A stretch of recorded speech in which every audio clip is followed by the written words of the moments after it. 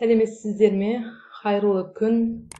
Мен бүгін сіздерге сауалнама жасаудың жолдарын көрсеткім келіп отыр.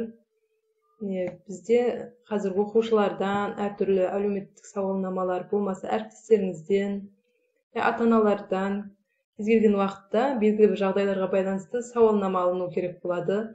Сондай жағдайда қазір бірден онлайн осындай жасап, барлығында да ұялы телефон бар. Сонымен кіріп, тек кез келген сұрақтарыңызға тек дайын жауаптарын алуларыңызға болады жасап. Сұрақтарға тек жауап береді, бір батырманы басып қана. Сонымен тек жібере қояды сізге. Осылай. Және де сіздер бұл сауалнаманы жібере отырып, жауаптарын жеке-жеке шығармайсыздар.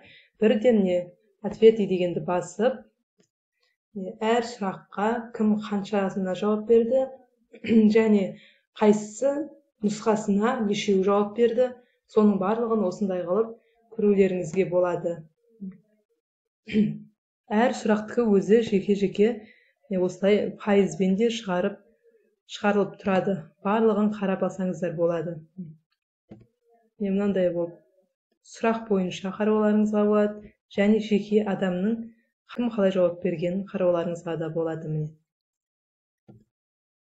Сонымен қатар бұны тапсырмаларды да құрастырып осымен оқушыларға берсеңіздер де болады. Әрқайсысын жеке-жеке кім қалай орындағанын да білуге болады. Енді біз сауалнама ретінде қарастырып отырмыз, сондықтан да осының жасалу жолын сіздерге көрсетейін. Алдымен браузерге кіріп, іздеу жолына Google Forms деп жазамыз. Google Forms деп жазамыз. Google'дың бізге беретін мүмкіндіктері өте көп. Осы жерден Google Forms дегенге кіреміз. Осы жерден біз ответ на приглашение дегенді таңдайық. Осы жерден өзгертсеңіздер болады. Сауалнама деп алайық бірінші. Тақырыбын жазамыз бұл жерге. Содан кейін мына жерге сәлеметсіздер ме?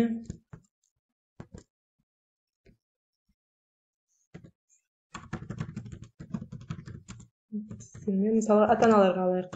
Енді өздеріңіз қандай тақырыпты алғыларыңыз келеді, соған сәйкес жаза бересіздер. Мына жерден харіптің түрін дай бересіздер.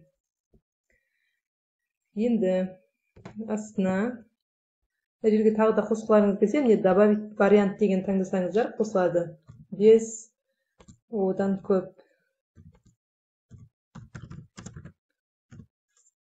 Одан көп деп алсаңыздар болады.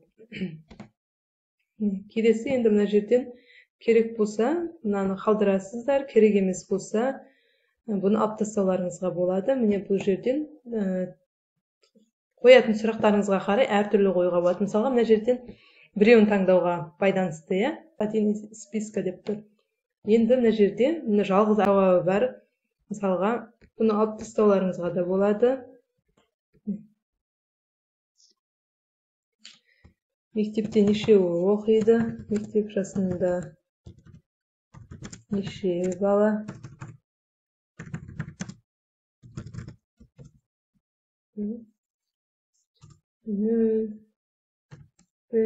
Мен бойынша жаза берейін енді. Одан көп.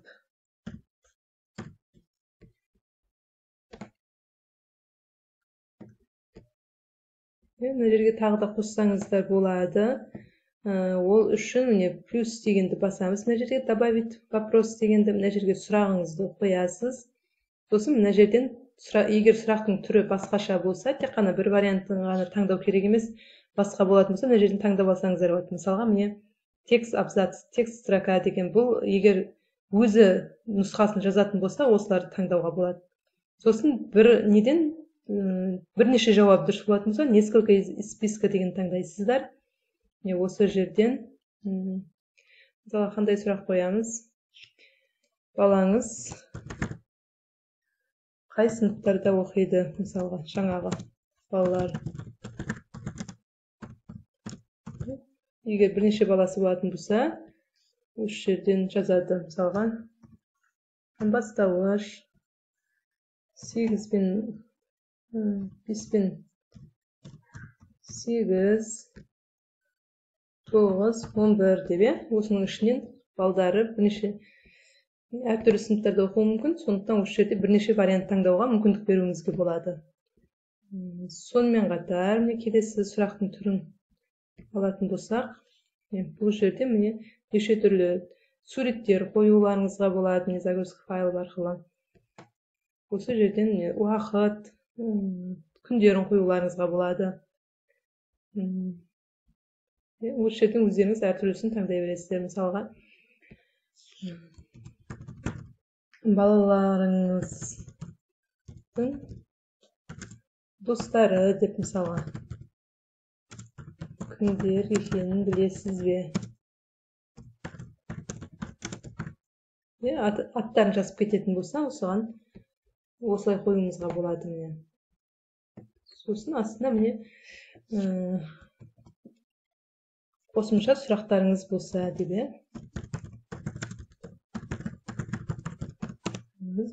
жазыңыз. Бұл жерден бір ғана жауап береді бұл жерден. Осылай ешқандай қиындығы жоқ. Осылай жасайсыздар. Өздеріңізге қажетті, мысалы 10 сұрақ бар, 10 сұрақтың барлығын осылай жасап аласыздар. Сосын бұл өзі автомат түрде сақталып тұрады аккаунттарыңызда. Енді бұны жіберу үшін басқаларға тек қана сілтемесін аламыз. Отправитті басамыз. Мына жерден шынжырдың суреті тұрады. Осыны басқан кезде сілтемесін копировать дегенді басамыз. Бізге уже сілтемесі дайын көшірілді. Кез келген әлеуметтік желілерге, мысалға WhatsApp желісінде осы сілтемені жіберіп, ата-аналарға, болмаса оқушыларға жібере саласыздар. Осы сілтеме арқылы кіріп, ата-аналар өздерінің сауалнамасын толтырады. Сіз мына жақтан өзіңіз барлығын жаңағыдай қарап отырасыз. Нешеу ответіға барып, мына жерде нешеу жауап берді. Бұның барлығы сізге келіп тұрады. Жасаңыздар, көріңіздер, кәделеріңізге жарасын. Егер ұнап жатса, менің каналыма тіркеліп кетіңіздер.